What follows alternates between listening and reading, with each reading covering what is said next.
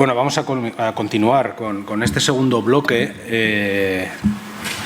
Bueno, me parece que queda bastante interesante dentro de esta idea, ¿no?, de deporte, Agenda 2030, que se nos trataba que nos pidieron que tratásemos de completar la sesión con esa primera parte, digamos, de objetivos o de objetivos de sostenibilidad más enfocados en lo social, con esta otra parte que igual, o sea, que tiene una mayor relación probablemente con el área de la actividad física para la salud y también con el propio entorno, el entorno físico, el entorno urbano, entorno cercano. Digamos, no tiene cuidado y lo vamos a tratar, ¿eh? No relacionemos simplemente urbano con ciudad, sino también el entorno, digamos, construido, ¿no?, también de municipios igual de tamaño más pequeño. Para ello, bueno, pues tomamos la decisión de, bueno, dos personas que creíamos que podían aportar bastante para esta mesa. Por una parte, Marisanti Morillo. Ella es consultora deportiva, es profesora de Educación Física en secundaria y de la Federación Andaluza de Vela.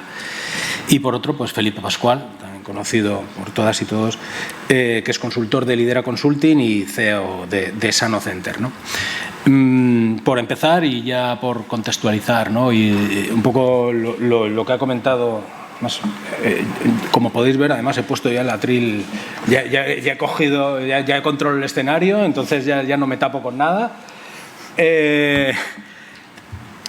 Lo primero, bueno, presentar un poco esos dos trabajos y que vamos a profundizar en ellos, pero sobre todo en las ideas que hay detrás, ¿no?, y cómo relacionarlo con todos estos objetivos de sostenibilidad que van entrando tanto en nuestras ciudades como en nuestros pueblos y también cómo los incorporamos en esta parte de nuestra área, ¿no?, de deporte y de actividad física. Entonces, la primera, yo creo, Marisanti, un poco explicar, o sea, ¿qué esperabas? Bueno, igual queda un poco raro, porque le voy a preguntar como qué esperaba cuando somos coautores, ya lo ha dicho Fernando, pero bueno, no sé muy bien cómo gestionar esto, así que bueno, ¿cómo esperaba? ¿Qué esperabais? ¿Qué se nos pidió? Preguntar, ¿no? ¿Qué se nos pidió, ¿no? ¿Qué objetivos? Cuando empezamos a diseñar o a pensar en la guía, ¿qué era lo que esperábamos? ¿Qué objetivos nos marcábamos al principio, ¿no?, con este, guía, no, manual de urbanismo activo? Bueno, buenas tardes. Yo creo que primero podríamos aclarar eso, ¿no?, guía manual. Fernando contactó con nosotros, quería que desarrolláramos eso, una especie de guía o de manual sobre ciudades activas, sobre diferentes actuaciones para hacer que nuestras ciudades, nuestros pueblos, nuestros municipios pudieran ser más activos. Ya partimos de guía o manual. El nombre que decidimos poner era más manual que guía, porque no se trata de que el documento sea esa guía. Quiero que mi municipio sea activo, ¿qué pasos tengo que seguir? No, vais a ver cuando lo leéis que lo que hemos hecho aquí es plasmar todas esas actuaciones que se han llevado a cabo en diferentes ciudades y las hemos plasmado aquí, aterrizándolas un poco más a municipios más pequeños. Siempre que se habla de ciudades activas, nos podemos referirnos en España, ya sea por ejemplo Pontevedra, ¿no?, es el caso que más se conoce. Podemos ver ejemplos en Internet de grandes ciudades, Lisboa, París, Nueva York. Claro, todo eso nos queda muy grande cuando lo queremos aplicar a nuestro ámbito más cercano. Entonces, esa fue una de las consignas de Fernando. Vamos a aterrizarlo y vamos a poner esto más del día a día, ¿no?, más que podamos poner en marcha en nuestros municipios más pequeños. Y el objetivo no es otro que eso, tener aquí una herramienta en la que, de manera más o menos ordenada, marcar pues estas diferentes actuaciones que nos van a ayudar a que nuestros municipios puedan ser más activos y las personas que nuestra población tenga más acceso a la actividad física sin tener que hacerlo de la manera ordinaria, ¿no?, ya sea yendo a un gimnasio, en un club deportivo. ¿De qué forma nuestra ciudad puede hacer que seamos más activos? Vale. Sí. Yo una idea. Joder, esto me va a costar no ser intervencionista. Esto. Claro, que es urbanismo activo, pero hemos empezado aquí a saco. Estamos pensando en cómo incorporar la actividad física en la vida diaria.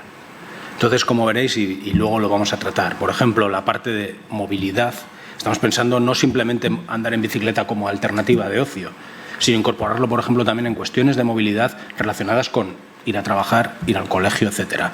Lo mismo que el juego en la calle, etcétera, ¿vale? Cuando hablamos de urbanismo activo estamos pensando sobre todo en eso, en la vida activa, en la vida diaria, cómo incorporamos la actividad física en la vida diaria. Y por otra parte, claro, porque el manual está súper chulo, lo podéis ver. Lo que pasa es que, ¿sabéis qué me pasa? Que cuando lo veo aquí y veo aquí enlaces, porque está pensado para ser en Internet, en PDF. Entonces pinchas en un enlace y te abre un vídeo. Me recuerda a alguien, no sé, me acuerdo que leí un tuit que decía, joder, imprimo un GIF y no se mueve. Pues claro, cuando lo veo en papel estoy pensando en eso, porque digo, joder, enlace a web, uy, qué chulo. ¿Qué hará? Si bajáis el PDF os abre de verdad. Quitando el chascarrillo. Felipe, yo creo que hay una plasmación ya práctica, porque esto nos ha pasado luego, ¿no? Muchas veces nos pasa que pues igual trabajamos con planes estratégicos de ciudades, vosotros con los PLIET también, ¿no? Y dices, bueno, ¿y todo esto cómo lo aterrizo? O sea, cuando estoy hablando de parques activos, de activar parques, de tal, ¿cómo lo llego? Yo creo que ahí habéis hecho un trabajo interesante, Felipe, con todo este programa, ¿no?, de parques activos.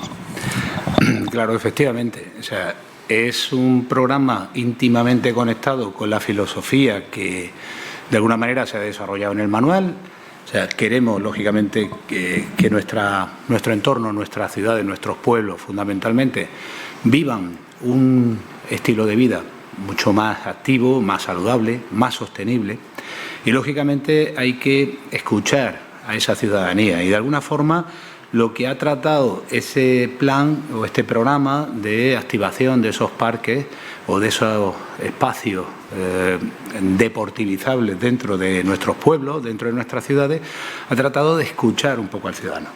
¿Y por qué escucharlo? Porque muchas veces hemos creado, aparte de que hemos creado un urbanismo que no de espaldas a un estilo de vida sostenible o saludable, hemos creado también parques que solo valen para el ocio pasivo, para descansar, para reposar, para charlar, que eso está muy bien, pero no para introducir en vena un estilo de vida totalmente necesario. O sea, necesitamos activarnos por nuestra salud, pero necesitamos también una movilidad completamente distinta y tiene que partir por ese punto de socialización natural que es el parque. El parque como entidad que puede servir para muchas cosas, no solamente para descansar, para socializar, para charlar, pero también para activarse, también para mejorar muchos de nuestros estilos. ¿Y cómo y de qué manera concretar todo eso de una manera práctica, de una manera segura, de una manera sostenible, duradera, que genere socialización integradora, que permita la inclusividad, como veíamos en la charla anterior, que permita realmente mejorar algo que necesita nuestra sociedad de manera imperiosa, y es que desarrollar la fuerza. Fijaos, qué cosa, ¿eh? O sea, necesitamos fuerza, no necesitamos tanto desarrollo cardiovascular. Se han hinchado la bata blanca y todos los que hemos estado en recomendar que la gente ande, que la gente pasee, que la gente haga, tal. Pero resulta que nadie ha recomendado que es que realmente lo que salva vidas, lo que nos permite un envejecimiento más funcionalmente sostenible, es trabajar la fuerza. Y no tenemos en nuestros pueblos, en nuestras ciudades, no solamente esa conciencia, sino que no tenemos instalaciones adaptadas. Por eso había que buscar una alternativa que fuera realmente integrable en realidades rurales que no tienen esos gimnasios, esas instalaciones indoor pues suficientemente adaptadas, ni cuentan con los recursos necesarios. Y había que trasladar por equidad social lo que ya es una oferta pues palpable y sostenible en las ciudades a esas realidades rurales. Y es que, mira, casi lo primero que voy a hacer, Fernando, ¿me puedes pasar el micro y así no tengo que andar? No, es que esa era casi la primera pregunta. Sí, bueno, ahí, mira, ¿ves? Así, y así ya me alejo y no tenemos que andar moviendo eso. Es que yo creo conversando contigo, es un tema que salió, ¿no? Y me parece importante, lo has recalcado ahora al principio, pero me parece interesante, importante recalcar un poco más, ¿no? Que es esta idea de cómo lo podemos llevar también a unos entornos rurales y que puede ser una oportunidad precisamente para esos pequeños municipios, pues que igual que no pueden tener o que no todo el mundo puede tener el gran polideportivo, la gran ciudad deportiva, el cómo podemos incorporar tanto, por un lado, cómo puede ser útil el manual con estas recomendaciones, que hay unas cuestiones pues bastante, hemos intentado que sean bastante operativas, pero también, creo que me comentaste, ¿no?, algún caso, ¿no?, en algún PLIET, algún plan local de instalaciones, de cómo se incorporan estas cuestiones que para los pequeños municipios son una oportunidad. Son una oportunidad porque es un cambio importante de chip, ¿no? No sé, aquí sí que creo que es un tema importante, o sea, el recalcar, porque es que si no nos vamos al París de 15 minutos, a la Barcelona de no sé qué, al plan de tal de Londres, que ostras, tenemos que aterrizarlo en un pueblo de 5.000 habitantes, ¿no? De hecho, la siguiente diapositiva. De hecho, aquí en la guía tenemos, específicamente hablamos de los entornos rurales, ¿no? Como eso en las ciudades disponemos de muchísimas instalaciones, de equipamiento, muchas más modalidades deportivas que practicar, pero también, por otra parte, sí que es cierto que todo lo que son los desplazamientos hacia esos sitios se suelen hacer en coche. Los niños tienen que ir a las actividades extraescolares, cogemos el coche, lo llevamos a la estación deportiva y ahí estamos restándole minutos de actividad. Eso, como positivo, tenemos muchas instalaciones, tenemos más oportunidades. Como negativo o en detrimento de eso, pues podemos tener esta serie de aspectos. Por otro lado, el entorno rural, siempre se ha dicho, ¿no?, hemos escuchado, en los pueblos se vive de una manera más sana, porque el trabajo, cada vez menos trabajo en el campo, no como antiguamente, pero sí que existen otra serie de condicionantes que es verdad que hacen que sea mayor la actividad física, como por ejemplo la percepción de seguridad.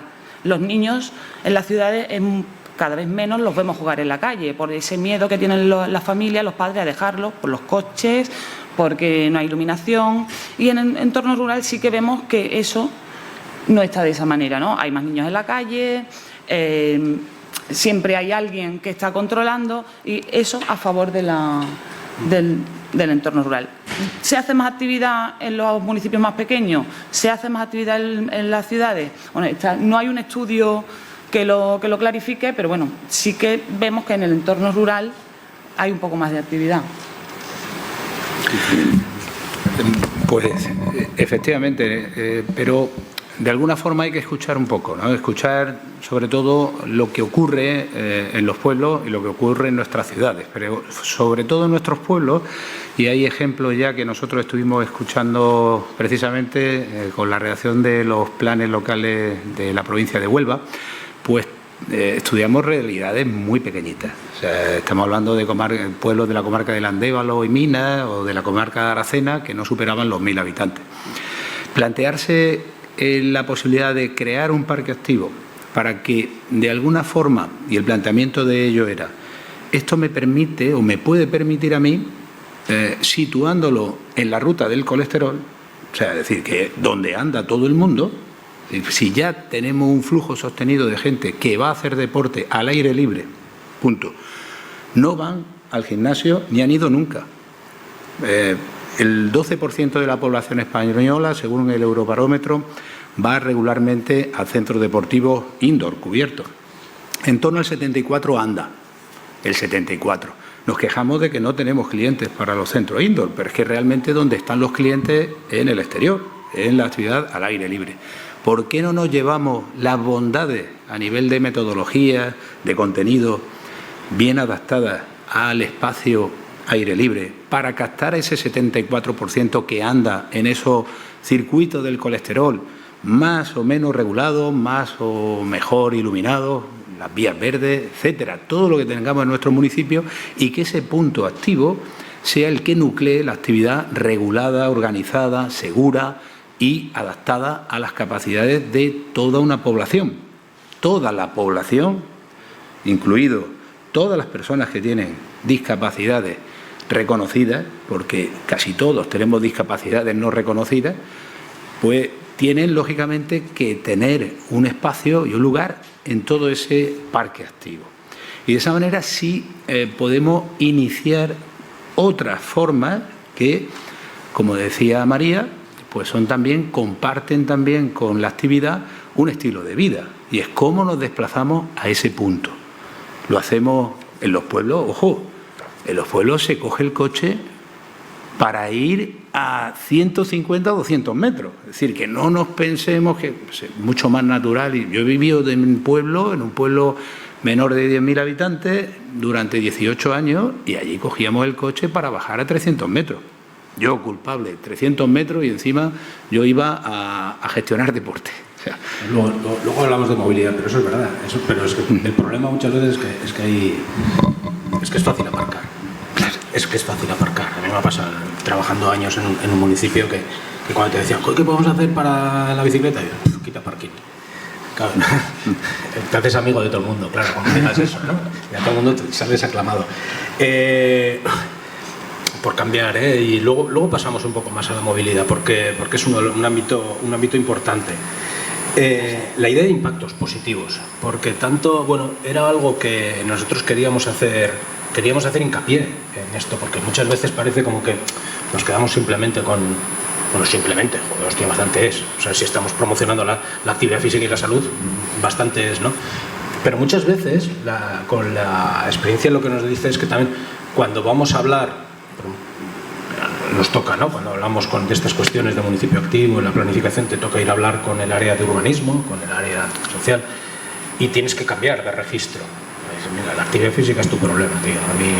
Lo mío es tener los parques chulos. Es la importancia de llevar un discurso que vaya un poco más allá, ¿no? Y aquí sí que marcábamos en el manual, y además Felipe, sí que en esta presentación del programa tenías algunas ideas que decías, si es que ahí está, ¿no? Esos otros impactos positivos, más allá de lo que es la propia actividad física, otros impactos positivos que tiene sobre el municipio y que nos van a servir, sobre todo para como argumentario de cara a hablar con otras áreas, ¿no? Ahí, Santi, yo creo que ahí sí que nosotros desarrollamos esa parte, me parece, y luego Felipe que lo comenta, ¿no? Sí, pero mira, sí que es cierto, cuando yo empecé a leer sobre el tema de los municipios activos, a escucharlo a Juanma, ¿no? Que fue el que me introdujo en el tema, a mí me llamaba mucho la atención que desde el mundo del deporte, y eso lo vemos en las ciudades, en los pueblos, el que se encarga del deporte es el servicio de deportes, el área de deporte, el patronato de deporte. El escuchar este discurso que le está diciendo es que el deporte no solo se gestiona desde este área, es que desde urbanismo, cuando van a hacer una construcción, cuando van a hacer una intervención, también tienen que saber que haciendo pequeñas modificaciones, que hablando con el servicio de deporte se le puede aportar una serie de instrucciones que a la hora de llevarlo a cabo va a hacer que esa multifactorial, decimos que es, ¿no? Que enriquezca a toda la ciudadanía. Un municipio activo, de las características que tiene, ¿no? Hablamos que es un municipio más seguro. ¿Por qué es más seguro? Zonas en las que hay actividad física en la calle, en las que hay niños corriendo, en las que hay personas mayores paseando, van a hacer que, por consiguiente, haya menos delincuencia. Que el uso el quitar los automóviles, ¿no? Para facilitar el espacio para el... Perdonad, estoy un poco nerviosa. El facilitar los espacios para el paseo quitará automóviles, lo convierte en una zona más segura. Porque también es un municipio más próspero. El valor que se le añade a todas estas zonas, por ejemplo, antes cuando hemos salido fuera a tomar el café, el hecho de que sea una zona peatonal, ya todos los comercios que están ahí adquieren un mayor valor. Dentro de una obligación imprescindible, y máxime ahora con la coyuntura socioeconómica que vivimos, sobre todo esa dependencia que muchos de los modelos de instalación deportiva tienen del suministro energético. O sea, los precios de la energía tienen unos niveles, yo creo que no vistos nunca, ¿no? Y el problema es que no sabemos dónde se pararán. Y todo o buena parte del parque de instalaciones deportivas que tenemos, instalaciones indoor y algunas outdoor, pues tienen lógicamente una dependencia del suministro energético que la hace claramente insostenible. O cambian por completo los sistemas de producción energética y sus sistemas de pasividad, o están condenadas a no poder prestar servicios, muchas de ellas a cerrar. En cambio, tenemos que buscar formas bastante más sostenibles, no solamente por la no dependencia de recursos energéticos, es decir, cualquier parque biosaludable que tenemos en nuestros pueblos o cualquier container de entrenamiento que sirva como almacén y como, de alguna manera, gestor de actividad, tiene lógicamente una dependencia energética muy baja y además un grado de autosostenibilidad con energía renovable que lo hace absolutamente seguro y atractivo para una gestión profesional, una gestión responsable.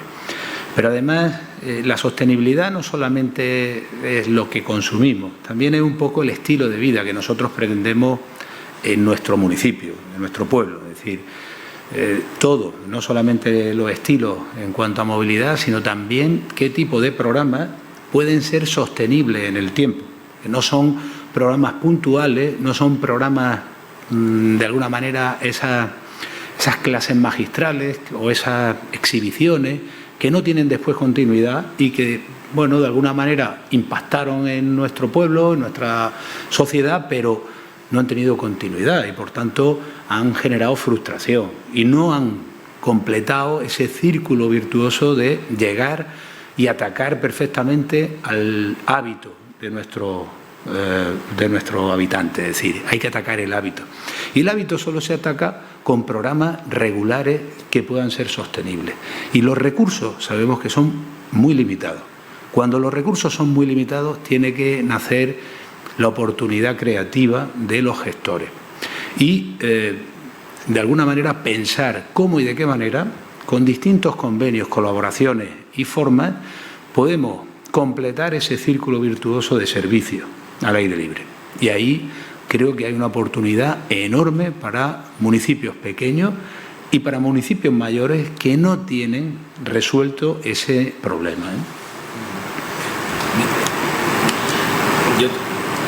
Porque una de las ventajas que, en general, solamente urbanismo activo, municipios activos, una de las ventajas también es la parte social, ¿no? O sea, porque al fin y al cabo, en esos parques en los que tienes la actividad, o lo que pasaba en esta plaza, o lo que pasaba en estos puntos de encuentro de actividad física, de convivencia, que luego ya no tenemos, es ese componente social, me imagino, ¿no? En la zona de conflicto, en la zona donde se ha habilitado el parque activo, o donde se generan esas actividades, quiero pensar que se observa un mayor nivel de socialización. Totalmente. O sea, la socialización es uno de los elementos clave.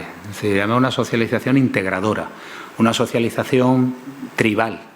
Pero es lo que busca cualquier gimnasio hoy por hoy, sobre todo los del segmento boutique, los CrossFit, por ejemplo. ¿Qué es lo que buscan? Tribu. Buscan adhesiones entre iguales o entre personas que comparten un objetivo. Y nosotros necesitamos que nuestros parques, que son puntos de conexión social tradicional, no solo sean puntos de conexión social para mayores o para muy pequeños, sino que lo sean para toda la sociedad, para todo el pueblo. Y no solo para descansar, también para activarnos y para interaccionar con calidad. Y eso provoca, de manera lógica también, una esfera, como tú apuntabas, de seguridad. Porque un espacio utilizado es un espacio seguro, porque además uno lo hace suyo, y cuando uno lo hace suyo, lo defiende, lo cuida y lo ampara. Y eso nos falta mucho. ¿Cuántos de los parques biosaludables que con esfuerzo se invirtieron y se colocaron en nuestros municipios están absolutamente destrozados, están vandalizados?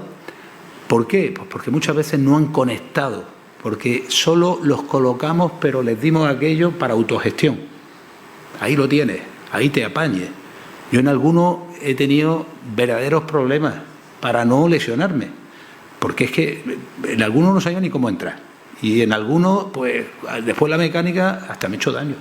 Y yo creía que yo de esto entendía un poco. Pues imagínate una persona con dificultades. Pues coño, yo creo que tenemos una obligación con el cuidado, el mantenimiento y sobre todo el uso de esos espacios, ¿no? Sí, bueno, de la seguridad vamos a hablar, porque además es un tema potente. Además, en su momento hicimos una investigación sobre conflictos, luego sí me gustaría volver a hablarlo, y además hay alguna cuestión relacionada con esto de los parques que me parece súper interesante. Uno de los bloques que hablamos y que normalmente se nos queda un poco alejado del área de deportes, pero que tiene un impacto importante. Y en su momento, bueno, antes ha estado Iñaki, yo creo que fue la primera, estoy seguro, ¿no? Iñaki en su momento fue la persona que me pidió que hiciésemos el año 2014 creo que fue, un anexo para el Plan General de Ordenación Urbana, que era, bueno, Urbansasoy se llamaba, y era un anexo precisamente sobre esto, ¿no? Directrices de urbanismo activo para que el Plan General de Ordenación Urbana de la ciudad de Irún incorporase estos criterios, o sea, incorporase criterios de promoción de la actividad física. Y lo que veíamos, y en todos los trabajos que ya existían, no había, bueno, eran bastante pioneros para ese año, la verdad es que tampoco había tantos, pero que una de las grandes líneas donde se puede afectar a los niveles de actividad física, lo que más condicionaba la actividad física, los niveles de actividad física, es la movilidad. La movilidad, y además cómo nos condiciona la calidad del espacio público. No sé si no habéis cogido, dar rápido, porque a ver si se van a acabar. El manual, hay un gráfico, es que lo podía haber metido ahora, es la página, yo creo, no sé qué página es la 23, es la 23, en el que se relaciona los tipos de movilidad con los niveles de obesidad de la población. Son diferentes países y, bueno, a ver, estadísticamente esto no pasa a un tribunal, o sea, un tribunal académico, no, pero bueno, pero es muy gráfico observar cómo los países, como en aquellos países con un mayor porcentaje de desplazamientos activos, los niveles de obesidad son cada vez menores, ¿no? Y como países que están a la izquierda de ese gráfico, Estados Unidos, Canadá, que también hay otros factores condicionantes de todo esto, no vamos a echarle todo a la movilidad, la movilidad activa es muy inferior y los niveles de obesidad muy superiores, ¿no?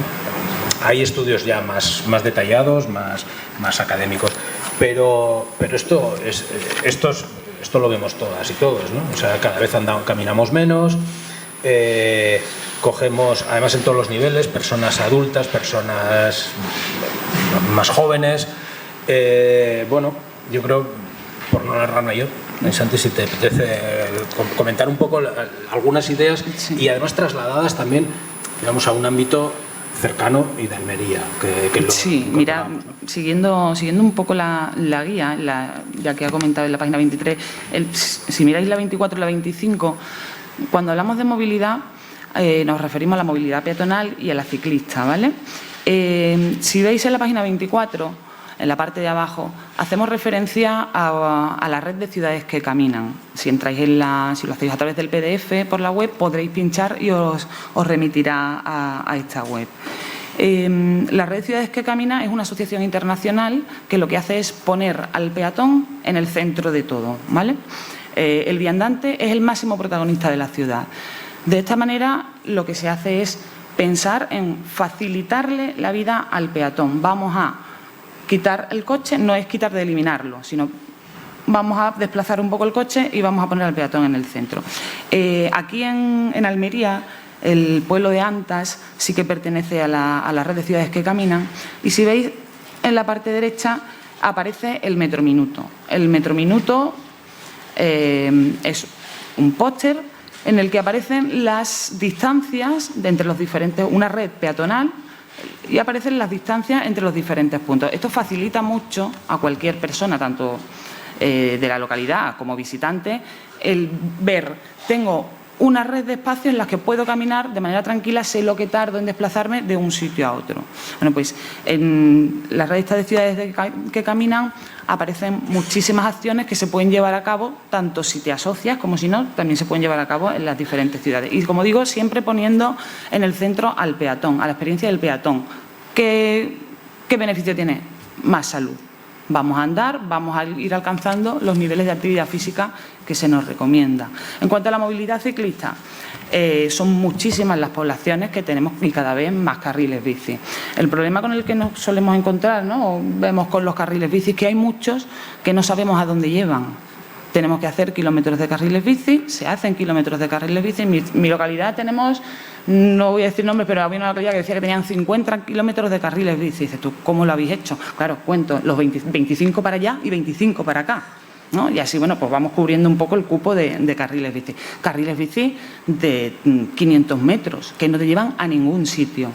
Si veis en la 25, la red de carriles bici de Almería Capital, ¿vale?, está hecho con las trazas sacadas de Internet y se ve esa red como las zonas por las que más personas se desplazan en bicicleta. Toda la zona de la costa y luego por el centro de la ciudad. Aquí lo importante no es solo construir el carril bici, es construir un carril bici que me lleve a algún sitio. La ciudad de Sevilla está muy bien conectada, se puede cruzar entera desde cabo a rabo en bicicleta, te lleva a sitios, te facilita el uso de la bicicleta. Y ya no solo porque esté el carril, también cómo están señalizados. ¿Estamos seguros cuando cogemos por el carril bici? Bien separado de la carretera, con unos buenos pivotes. Hay muchos sitios también donde nos encontramos carriles bici en los que se aparcan los coches. O bueno, un momento que voy a recoger a alguien de la casa, voy a parar a comprar algo y te meten el coche en el carril bici. No, señor, vamos a proteger ese carril bici. ¿Por qué los padres no dejan que los críos vayan por los carriles bici? Es que no lo siento seguro. Se le va a meter el coche. Bueno, pues tenemos que facilitar todo eso. El calmado de tráfico, en la siguiente página, también hace que aumente la percepción de seguridad de los peatones, tanto del peatón como del ciclista. El calmado de tráfico son algunas actuaciones que se hacen en diferentes calles, que lo que se trata es de reducir la velocidad de los coches, ya sea eliminando algún carril, poniendo resaltos, elevando los pasos de peatones, y todo esto va a hacer que el peatón o el ciclista tenga una mejor experiencia y siga sumando minutos de actividad física, que al fin y al cabo es lo que queremos, que lo haga de una manera natural, en su día a día, sin tener que acudir a un centro deportivo específico. No, yo aquí sí que hay intervenciones, y las planteamos en el manual, y yo creo que son bastante complicadas de asumir desde deportes. Y la experiencia lo que nos ha llevado es casi que el papel de deportes desde ahí es el apoyo al plan de movilidad urbana sostenible. O sea, todo esto, es urbanismo. Cualquier ciudad que tenga el plan de movilidad urbana sostenible, bueno, o sea, como no diga cosas de estas, podemos empezar a sospechar del plan de movilidad, ¿no? Eso es interesante, ¿no?, de cómo podemos ligarlo y cómo lo podemos ligar con otras estrategias de ciudad. Pero sí que detallamos tres, y os van a sonar todas, muy relacionadas con esto. Por un lado, las iniciativas de camino escolar seguro. O sea, esto, y ahí sí que tenemos capacidad de intervención o de colaboración con el área de urbanismo. Normalmente suele ser más el área de servicio o el área de seguridad, ¿no? Por otro lado, también las ciudades amigables con las personas mayores. Pero son los dos grupos que más problemas tienen. O sea, los dos grupos que más problemas tienen por el desarrollo del modelo de movilidad motorizada que tenemos son personas mayores y niñas y niños. Entonces, ¿cómo, digamos, tenemos esas dos líneas? Y luego hay una que, bueno, no la habíamos visto en otra guía, pero nos parecía interesante y que creo que es un recurso a explotar más, que son las rutas del colesterol, que es la identificación de por dónde anda la gente y qué podemos hacer en ellas. Porque es que esto, en urbanismo hay una cosa que se llama los caminos del deseo. No sé si habéis oído alguna vez los caminos del deseo. Que tú haces un parque chachi, el que se nos ocurre, ¿no? Y diseñamos en el plano un camino y por mitad de la hierba, raca, sí, hay un camino que dices, por aquí va todo Dios. Y dices, claro, el que lo ha diseñado no ha tenido en cuenta por dónde va la gente. Y dices, es que a veces es mejor, mira, deja todo verde, a ver por dónde va la gente y luego urbaniza. Ese es el camino del deseo. Tú haces el diseño y luego resulta que ¡pum! O sea, te hace la transversal. Y dices, claro, ese es el camino del deseo. Con las rutas del colesterol he visto que ha pasado lo mismo muchas veces. A mí me ha pasado en el pueblo donde yo vivo. Que coge el urbanista, sí, hago un recorrido así. Dices, no, por ahí no va ni Dios. No, pero es que así tiene 7 kilómetros. si pones 7,2. O sea, es que da igual por dónde va la gente. Y creo que en la ruta del colesterol, las rutas del colesterol, yendo a la práctica, tenemos que asumir un papel más dinamizador, o no intervencionista, pero sí el aprovechar un poco más el potencial de esa ruta ya existente. Le voy a llamar aquí, me voy a venir arriba, le voy a llamar conocimiento comunitario, pero bueno, que es el que hay, ¿no? ¿Y qué papel puede jugar? Y ya te doy paso, Felipe, ¿no? Porque es que lo has comentado tú. ¿Dónde pongo el cubo? Donde la ruta, donde está la gente, ¿no? Entonces, esa relación, ¿no? con el propio modelo de movilidad y lo que has comentado de, ostras, es que en los pueblos muchas veces cogemos el coche demasiado, ¿no? Y a veces cómo podemos intervenir sencillamente, o sea, es un poco una intervención así sutil, o sea, claro, yo iba a lo bestia, te quito el parking, dale, fuera de aquí, coche. Tú ibas ahí a ese generando atractivo, ¿no? Claro, al final todos funcionamos de alguna forma, en los pueblos y en las ciudades funcionamos por imitación. O sea, cualquier imposición va a generar un rechazo de plano. Es verdad que normalmente cuando se planifica dónde ubicar una instalación deportiva en un pueblo, primero se tira de qué recursos, qué suelo disponible pues para poder construir se tiene. A veces el suelo disponible no tiene ninguna conexión con las zonas accesibles, con las zonas naturales para hacer práctica deportiva. Y eso condiciona muchísimo el futuro de cualquier instalación. Pero bueno, las instalaciones convencionales tienen unas dimensiones, tienen reglamentariamente que cumplir una serie de condicionantes que te obligan a buscar suelo donde lo tienes, no donde lo desearías. Sin embargo, aquí sí tenemos una oportunidad enorme de transformar ese modelo. El modelo deportivo de instalaciones en España ha sido, durante muchos años, ha estado condicionado por los requerimientos de las federaciones deportivas. Y eso ha hecho que las dimensiones a veces hayan hipotecado pues mucho del flujo natural de práctica. Es decir, tenemos magníficas instalaciones a las que puede acudir poca gente. Son magníficas instalaciones a nivel reglamentario, pero suelen ser poco sostenibles. No tenemos dinero suficiente para poder sostenerlas en condiciones. Y a veces son instalaciones que se perciben para una edad muy concreta, jóvenes y hasta una edad de 35 o 40 años, y desgraciadamente para un género muy concreto. ¿Qué pasa? Pues que son absolutamente no cumplen con el principio de igualdad de oportunidad y de aquello que pues todos los que nos dedicamos a prestar servicio deportivo pues tendríamos que tener por encima de todo. Sin embargo, con las instalaciones aire libre sí tenemos esa oportunidad. Tenemos una oportunidad de escuchar. ¿Dónde va la gente? Pues allí va Vicente, joder. ¿Por qué? Pues porque allí es donde nosotros podemos crear ese ecosistema natural, ese círculo virtuoso en el que podamos prestar servicio a todas las edades, sin límite, podamos prestar servicio riguroso, lógicamente con el estándar de calidad que nuestros recursos nos pueden permitir, atendiendo a toda la diversidad, eso es fundamental, atendiendo también a las necesidades más imperiosas que tienen todos los grupos de edad y no solamente de alguna forma buscando el cumplir, es decir, que eso es mucho de lo que ya hacemos, lo que señalaba María. O sea, carril bici, ¿qué hay que hacer? 30, 50 kilómetros, cumplir, pero sin un objetivo claro de a dónde voy, porque si no tienen utilidad práctica no va a generar hábito. Y muchas veces hemos cumplido colocando un parche de parque biosaludable allí, en lo alto, lo hemos inaugurado y se acabó. Creo que la oportunidad del parque activo es que necesita de un plan y necesita de un programa y necesita de algo mucho más pensado. Y ahí es donde creo que puede radicar la diferencia y la oportunidad, ¿no? Pues con esto de cumplir, aparte de efectivamente, de alguna ciudad que no te sale los kilómetros de carril bici y dices, joder, ¿esto cómo es? Y efectivamente te ponen 50 y resulta que, claro, como el carril bici era de ida y de vuelta, pues 25 y 25. Y dices, joder, tío, tramposo. Pero es que otras trampas relacionadas con los parques, esto también, bueno, y si miráis, bueno, no. Si se os ocurre mirar el plan general, me juego algo a que en muchas ciudades el interior de la rotonda computa como zona verde. Sí, sí. Esto... Bueno, es que hay algunas rotondas que son... Pues sí, pero sin necesidad. O sea, yo he visto hay zonas que dicen, joder, tío, zona verde, claro, en los espacios que quedan entre las entradas de la variante y tal, y dices, tío, ¿de verdad?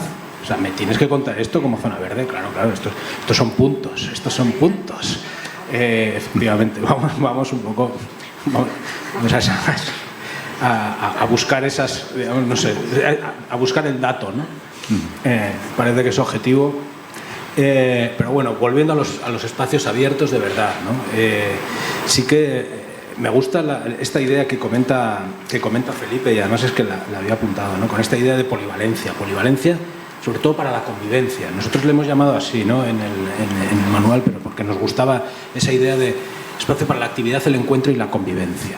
O sea, que realmente los parques, muchas veces hemos hecho los parques, no sé si llamarle temáticos, o por lo menos zonificados, ¿no? Y la zona de niños, y la zona de mayores, y la zona...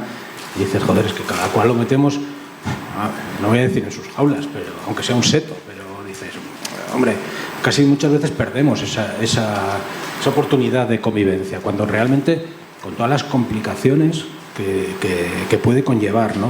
Pero cómo el parque puede ser un espacio vibrante, y precisamente requiere de esa gestión. Normalmente el parque, cuando es un parque de verdad, no el de interior de una rotonda, el parque cogemos y cuando se corta se corta la cinta y ya está, o sea, y luego ya es cortar la hierba. Muchas veces se nos olvida, bueno, lo primero, cómo diseñamos la red de parques en la ciudad, que parece que el que ha hecho los planos de la ciudad ha cogido un pincel verde, ha hecho así a ver dónde cae, mira, ahí, en vez de diseñarlos en una red que dé sentido a todo eso. O sea, porque luego además hay escalas, o sea, obviamente en un municipio... A ver, hablamos a veces en unas cosas que a mí me dices, hostia, ¿para quién hablas? Decías antes, Felipe, ¿no?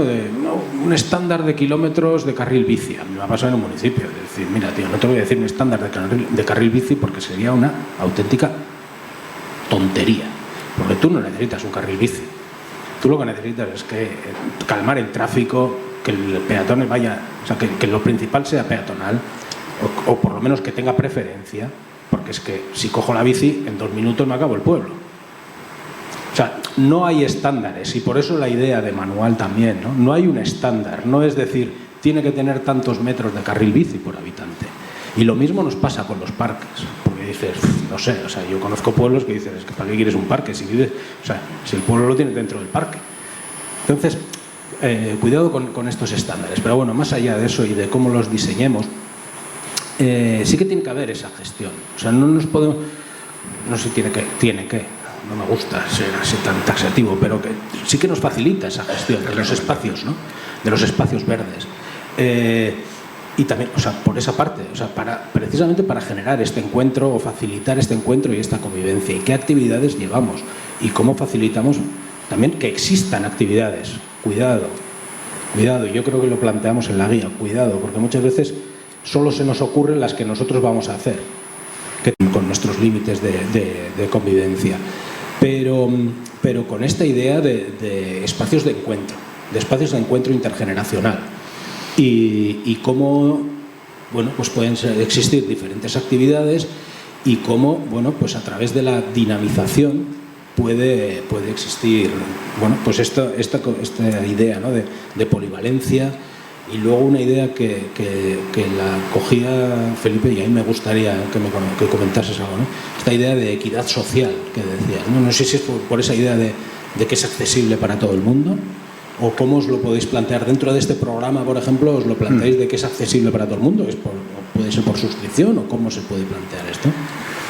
Claro, la equidad social que parte también de esa accesibilidad garantizada. O sea, no solamente no tener barreras arquitectónicas, como señalaban en la charla anterior, Evidentemente tenemos que eliminar cualquier barrera social, cualquier barrera económica, cualquier barrera de accesibilidad real. Y a partir de ahí entender que las personas que vivimos en los pueblos tenemos los mismos derechos que las personas que viven en las ciudades. Las oportunidades de mejorar la salud de manera activa en un pueblo no puede ser menor a la de la ciudad. Los recursos normalmente son menores, pero ahí es donde tenemos que arbitrar medidas que permitan que operadores especialistas puedan gestionar en los pueblos programas absolutamente sostenibles y que haya, lógicamente, municipios, haciendas municipales que puedan sostener eso. Ya hay ejemplos. Y hay ejemplos que permiten que la disposición de suelo del municipio en manos de un operador en régimen de concesión o en otro tipo de contratos, de fórmulas contractuales que la ley nos permite, pues puedan operarse bajo un programa de tarifas y un programa de servicios que atiende a la totalidad de la población. Con las gratuidades o con las bonificaciones que el ayuntamiento atienda en función de los criterios que lógicamente puedan existir. Eso está ya en marcha. Hay iniciativas que parten de operadores, de profesionales de la ciencia del deporte, que inician su primera actividad empresarial con la gestión de este tipo de containers. Hay ayuntamientos que son los que disponen y ponen al servicio el suelo en ese punto que realmente puede ser un punto analizado, consensuado, con todo lo que es el análisis de dónde se mueve la gente, dónde va a tener mayor repercusión, pues él pone el suelo, dispone, que puede ser también un punto de conexión con recursos naturales que ya tiene la propia población. En el Andévalo hay un pueblo que tiene al lado un sendero muy visitado y han colocado el cubo y los fines de semana lo que están impartiendo allí es clases de calentamiento tipo para los senderistas y cuando vuelven, vuelta a la calma. Fíjate que ellos, pues, lo que iban a poner allí era para dar folletos del sendero. Pues al final se ha convertido en un atractivo, ¿vale? Aquí, en un punto como Almería, que tenemos muchas poblaciones con un litoral maravilloso, pues lógicamente aprovechar eso, que es donde la gente suele ir a andar, suele ir a hacer deporte de manera autónoma, puede ser una enorme oportunidad. Y en nuestros pueblos, en las sierras, que sabemos dónde va la gente a andar, allí es donde hay que nuclearlo. Poner la disposición de suelo por parte del ayuntamiento, facilitar en función de las posibilidades presupuestarias, incluso gestionar la colocación de ese equipamiento, de ese recurso, y después buscar una concesión con un canon que aporta un operador especializado, de tal manera que los recursos del municipio no diezman, multiplican, porque tiene una generación de actividad económica. Estamos dándole la oportunidad de trabajo a profesionales cualificados. El programa de servicios y las tarifas las vamos a controlar en virtud de ese contrato y, lógicamente, tenemos una oportunidad enorme de multiplicar actividad, hábito y estilo de vida de una manera absolutamente sostenible, ¿no? Yo voy a traer dos temas porque van relacionados con esto que estamos hablando y además, más que nada por no alargarnos, uno para ti y uno para Felipe. Y los dos me molan mucho estos dos temas. Un tema es el conflicto. Un tema es el conflicto. Se viene para mí. Se te hincha la vena. Sí. Sí. Y a Felipe es el Jim Manta. Luego os explico el concepto del Jim Manta. Pero voy a empezar con el conflicto. Hace años hicimos bueno, no tantos. Ya es que he perdido, hostia, con el confinamiento hemos perdido ya de cuánto es mucho tiempo y poco, ¿no? No me acuerdo qué año era. Me parece, si es antes del confinamiento se hace mogollón. Hicimos una investigación sobre los posibles conflictos del deporte en el espacio público. El deporte en el espacio público puede generar conflictos, genera beneficios también, pero puede generar conflictos. Vamos a ver, el espacio público es un espacio de conflicto. Es un espacio de conflicto desde el momento en el que es un espacio de convivencia y cada uno hace el uso. Bueno, hay un uso desregulado, más o menos, ¿no? Y vamos, que me estoy viniendo arriba, así con teorías, pero vamos, el skater es conflicto. los niños, con las el balón. niñas... Patinete. Es conflicto. En este caso, ¿no? Bueno, aquí hablábamos, y no me quiero alargar mucho con las teorías de los ojos de la calle y tal, que nos vamos... que le he metido unas palizas con esto. Pero, como me decía, sales a jugar, vas a hacer deporte, prohibido balones y pelotas. Vale, pelota, te la lanza. ¿No? La imagen que anda por ahí por las redes de prohibido jugar a la pelota, pues entonces nos drogamos, ¿no? Pues casualmente el otro día, como comentaba al principio de la presentación, yo soy profesora de educación física, un caso puntual. Cierto que con todo esto del COVID, del confinamiento, todos hemos hecho más uso del espacio público, algo positivo. Vamos a quedarnos con lo positivo.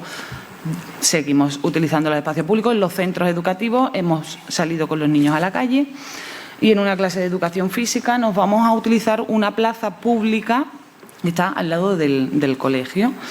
Críos jugando con una pelota, 20 niños jugando con una pelota de goma espuma, niñas con comba, para enseñarles a utilizar ese espacio. Es decir, señores, tenemos este espacio que es de todo, que tenemos que compartir con las personas, el que está paseando el perro, con la señora que va a cruzar, tenemos que educarles. Le echamos en cara a la juventud ahora que está en casa, que no saben jugar, que están con los ordenadores. Bueno, pues vamos a enseñaros, vamos a aprovechar la herramienta que nos ofrece la educación física, vamos a la calle.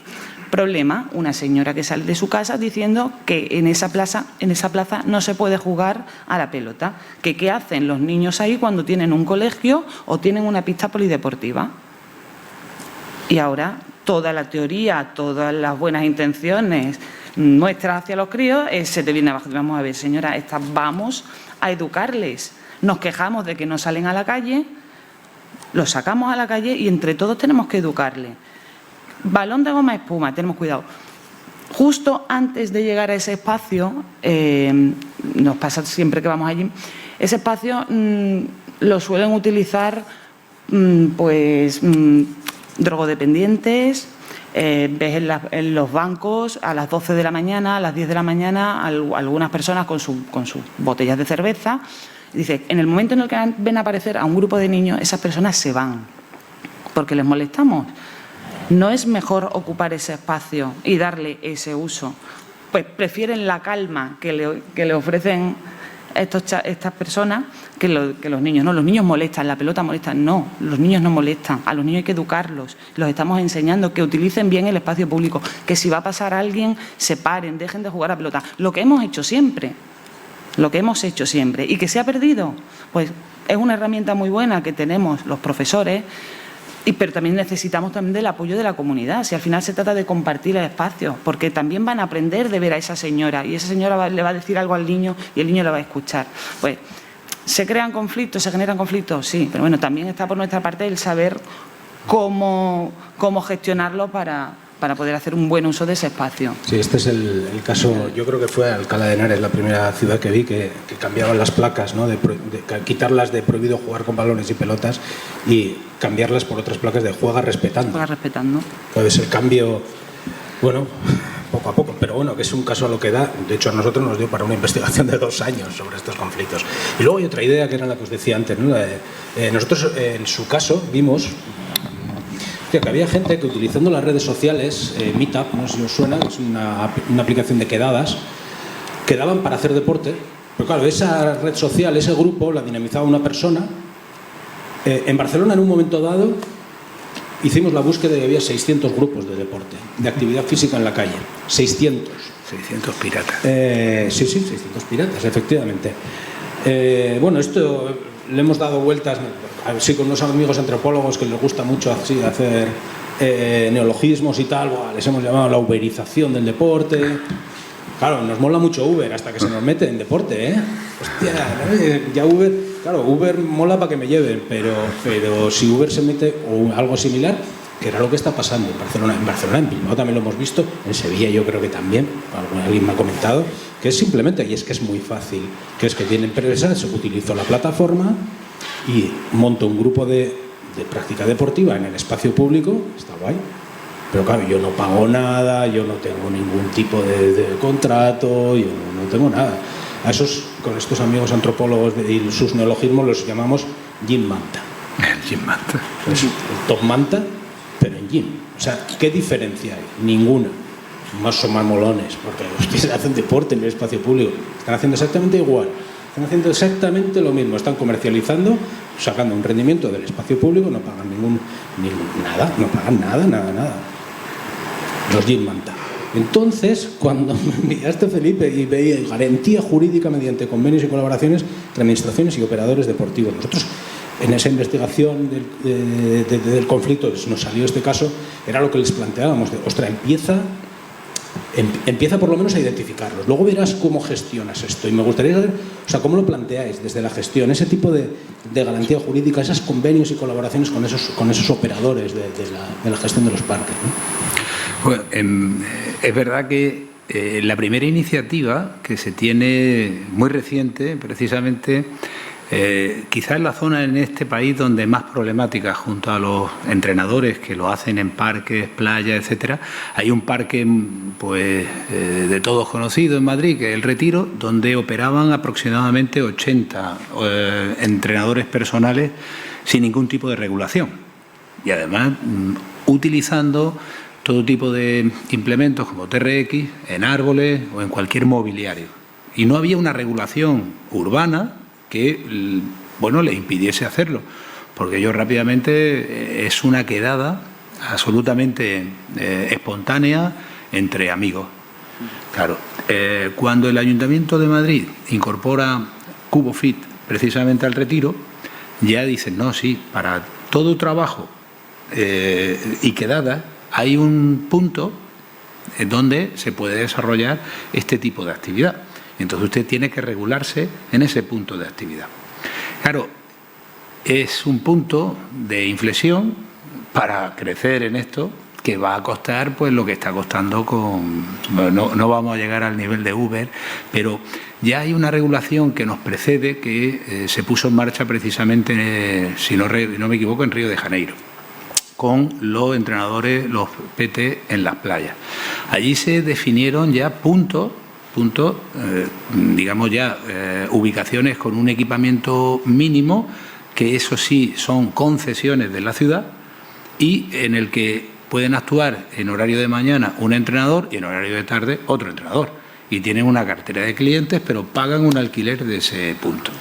En Barcelona también sé que están intentando regularse, porque al final no es ya la economía sumergida en la que nos vemos sumergidos normalmente en este mundo, ¿no?, en el deporte, sino también en la inseguridad que para el cliente se traslada y también la mediocridad del servicio. Es decir, ¿realmente tenemos que operar así? ¿Tenemos tan poca entidad? Yo no he visto todavía un médico que esté trabajando en un parque o un fisioterapeuta que ande con la camilla y que en cualquier parque pueda hacerlo.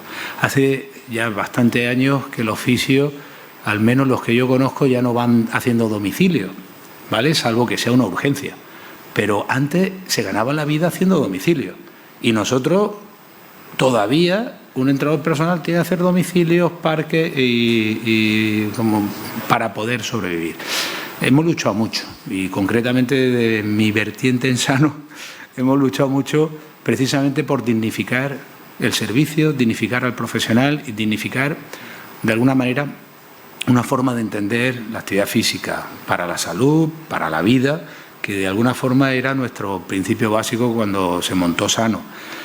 Creo que de eso hemos aprendido bastante. Por eso entendemos, y en este manual hemos tratado de ponerlo de manifiesto siempre, que todo lo aprendido en esos centros boutique, en los que el material era absolutamente funcional, no había material que se pareciese a los gimnasios convencionales, y que ha dado tan buen resultado, sobre todo para mejorar la calidad de vida de las personas, en aquellos déficits que realmente son preocupantes, y me he centrado en la fuerza porque es así, pues creo que se pueden trasladar todo lo bueno que hemos aprendido a esa realidad del parque activo, ¿no?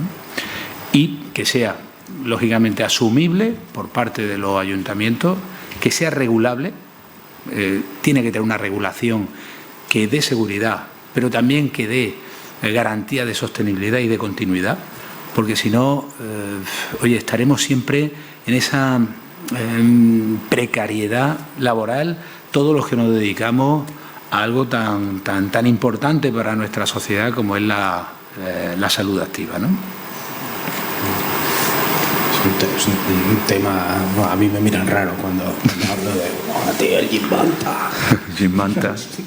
Un último tema, antes de llegar a conclusiones. Además, yo, ya que como última idea, intentar hacer rápido, en el manual lo llamamos, como decía, ¿no?, que a veces se te pega esto de los neologismos de los antropólogos, urbanismo interactivo. No, le hemos puesto una capa digital a la ciudad, le estamos poniendo constantemente una capa digital a la ciudad, vivimos de una forma diferente por la propia tecnología. Yo he venido, y eso que eran 2 giros, ¿no?, desde el hotel, y que nos lo explicó ayer Fernando, pues aún y todo me he puesto el Google Maps. Así, claro, y si luego salgo a cenar, recomiéndame, ¿no?, y voy por donde me dice Google Maps. Y luego encima, recomiéndame pizzería, igual me manda el Telepizza y resulta que hay una trattoria de un tío de tal. Pero estamos interactuando con la ciudad muy mediados tecnológicamente, y con el deporte también. Salgo a correr, me voy con mi Strava, esto lo sabemos bien porque encima lo hemos utilizado para saber por dónde corre la gente. Salgo a hacer cualquier cosa, me llevo la app, salgo... Bueno, sí que me gustaría plantearos a los dos, intentamos ser un poco breves para ver si luego hacemos un poco de diálogo, el papel de la tecnología en esto.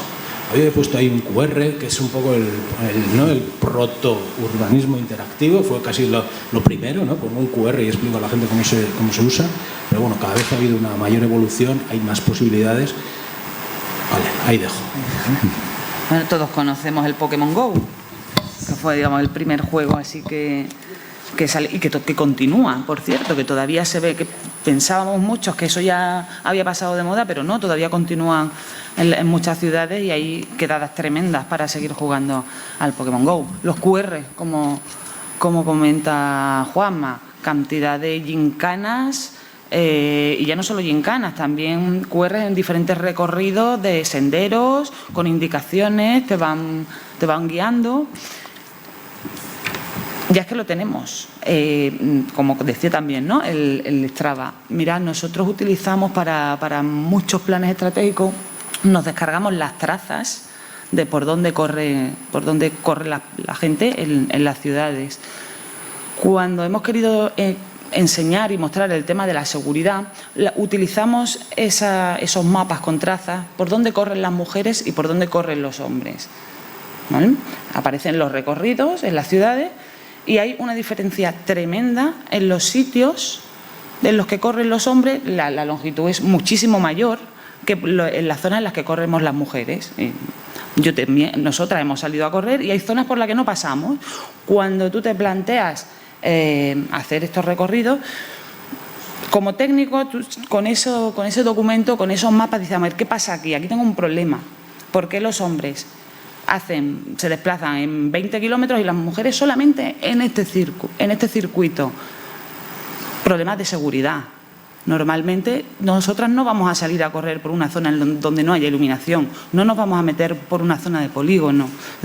La tecnología nos puede servir mucho para acatar toda esta serie de problemas. Yo creo que es muy interesante, ¿eh? Sobre todo, no sé, Felipe, ¿cómo utilizáis, ¿no?, la tecnología casi como elemento dinamizador, ¿no?, de la actividad? Claro, es verdad. Es que al final un parque activo empieza a funcionar cuando ya tiene actividad estable y programada, empieza a funcionar como un gimnasio al uso. Es decir, hay reservas de espacio, reservas de plaza, un ciclo también de comunicación continua con el usuario y hay sobre todo un feedback en las valoraciones. Hay uno de los elementos fundamentales, si queremos cualificar nuestro servicio, es evaluar. Y en esas evaluaciones, que además enganchan mucho y son un elemento de retención y de enganche en la actividad muy importante, tenemos que tener elementos de evaluación y ese feedback conectarlo con la prolongación de la mano que tiene ahora mismo todo el mundo, que es su móvil. Si no tengo en el móvil los resultados y no los puedo enseñar, pues ya mi actividad se devalúa bastante, mi interés baja. El hecho de que me puedan informar de cualquier eventualidad de la clase. Hoy llueve, mañana hay aire, mañana no podemos hacer la clase, pero vamos a quedar todos para andar.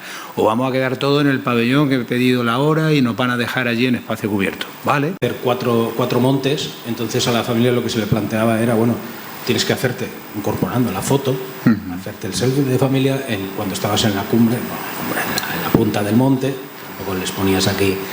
Y se incorporaba un poco eso, ¿no? Todas las redes sociales, nosotros en algunas intervenciones, las del hackeo urbano, unas intervenciones así para los chicos y chicas, para que inventasen juegos en la calle y esto, y siempre tienes que meter esa capa digital. Esa capa digital es importante meterla, porque hostia, pero es que si no se te queda cojo, bueno, y si no, da igual, si no la metes tú la van a meter. Entonces, ¿cómo la podemos meter? Pero para bien, ¿no? Como elemento dinamizador. Bueno, yo creo que aquí podemos plantearnos que habléis vosotras y vosotros, ¿no? A ver